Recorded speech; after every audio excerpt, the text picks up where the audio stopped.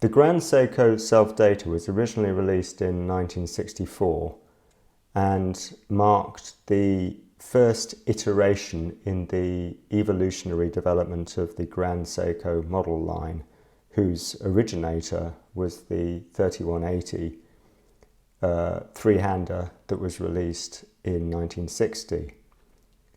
In 2014, Seiko decided to celebrate the original Self-Dater by releasing 5 new Grand Seiko models as modern-day homages to the original design.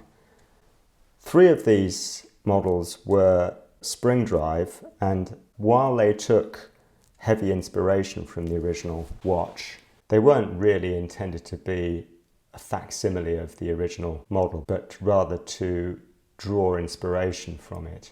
However, in addition to the 3 spring drive models, Grand Seiko released a pair of quartz models that were much closer in their dimensions and design to the original 57GS. There are clear differences, but the dimensions are essentially the same, and the use of a quartz movement here rather than the automatic spring drive has meant that the case depth is essentially the same as the original. And so as an homage, I think the quartz model is a much more successful remake and also a properly beautiful modern watch. 2014 also marked the year that I reached my own half century, and in celebration of that occasion I bought myself the watch that you see in front of you, which is the Grand Seiko SBGV009 fitted with the Seiko 9F82 quartz caliber. The original battery in this watch lasted 4 years before it ground to a halt, and so in 2018 I performed my first battery change for this watch, and I documented the process in an article in my blog, which I'll link in the description below. And so another 4 years have rolled past, and we find ourselves in 2022, and the watch has again come to a halt. And so I think it's probably time that we perform the operation again, and I thought it might be interesting to document it this time on video.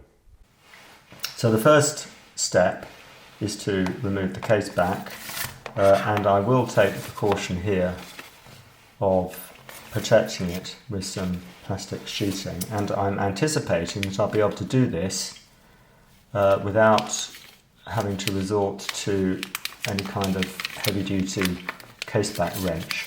So we'll see how I get on with my trusty roll-seamed case back opener.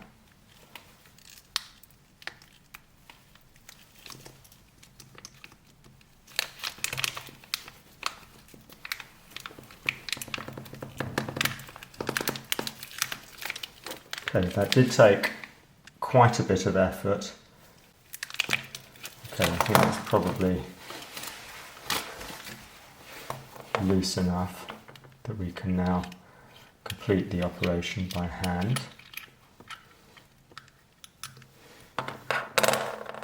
And we get our first glimpse of what is, perhaps it's stretching it a little bit to describe this movement as beautiful, but the finishing certainly is, and it is a highly jewelled movement for a quartz, and you know, it is an object of modern day horological beauty in some sense. It is state-of-the-art quartz movement. So we need to obviously start by removing the old battery. So we'll just lever the old battery out, taking a little bit of care because it's sprung underneath, so we want to be careful that it doesn't leap across the movement, causing any damage to the coil. There we go. That was slightly less elegant than I'd hoped, but the job is done. The battery is out. And you can see that the battery is secured into place. We've got a sprung terminal here, but there's also a spring here which holds the battery in position. So when we refit the new battery, we'll need to slide it in from this side and press it up against this tab here, which will hold it nicely in place. When I did this last time, I went to the trouble of sourcing a Seiko branded battery of exactly the same type as was fitted to the watch in the factory.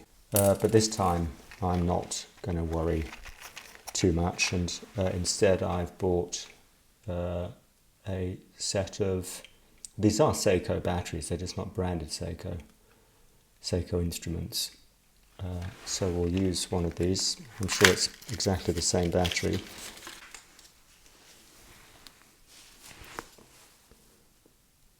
And so, as I said earlier, we want to slide it in from the left to make sure that the battery presses up against the tab down there. If you do it the other way around, you slide it in from the right hand side and try to press it down, then you'll be met with resistance.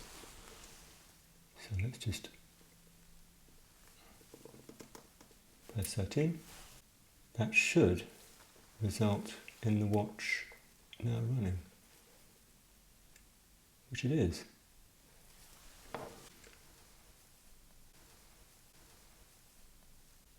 You can see that 46 imprinted on the case back, on the interior of the case back, indicates the date and month of manufacture, June 2014.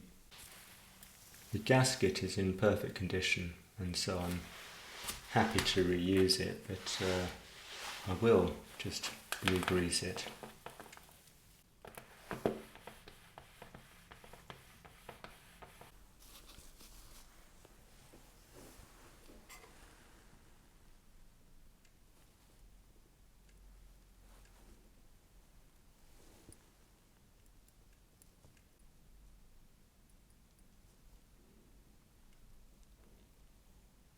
Okay, that looks good.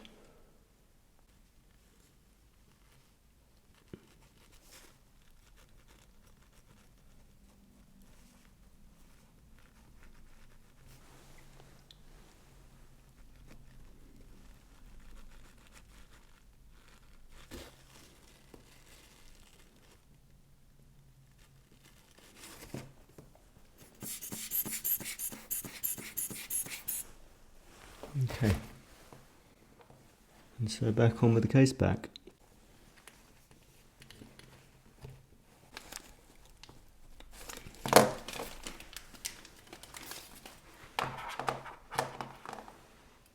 According to my phone, it's coming up for 16:54.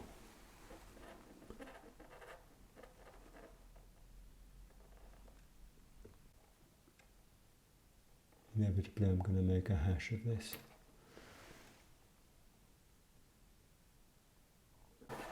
Saturday the 3rd of December 2022. So out to the first click. Which way do we turn it? I think anti-clockwise. Yeah.